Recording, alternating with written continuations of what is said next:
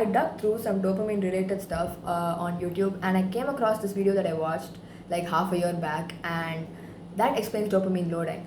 I remembered that term, but I just didn't know where it was from, and now I found it.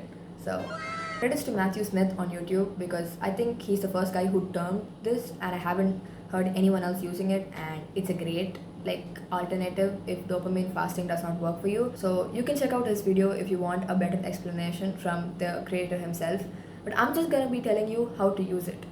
Dopamine loading is a productivity and habit building technique that involves delaying high stimulation, instant gratification activities like scrolling social media or playing video games until after your most important work is completed. These are three things that you should do for a dopamine loading day. 1. Do not interact with any of the dopamine providing stuff in the morning.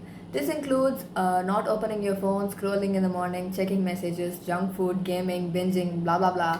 And it also says coffee in one of the articles, but I know some of y'all live off coffee in the morning, so let's remove that. 2. Do not eat the frog in the morning and start with smaller and easier tasks so that your momentum builds throughout the day. Because it's most likely that you'll have no motivation in the morning, primarily because there is no dopamine hit and your brain is like, bruh, I need something that's good and rewarding, but you're not giving it that. And you're trying to make it do hard work. So for that to happen, you need to start with the easier stuff.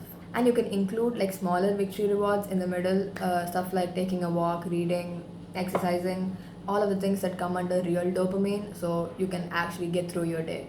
And when the evening comes by, you tackle the hardest stuff. Your hardest task of the day paired with high focus and high reward. Because after this, you're going to completely rest. There is no other work for you. So it kind of tricks your brain into thinking that I have a high reward at the end, so I'm gonna be willing to do anything right now. And that's when you give your brain the hardest and biggest task you can find. And after you get this major bulky task out of the way, you can do whatever you want. Yeah, anything.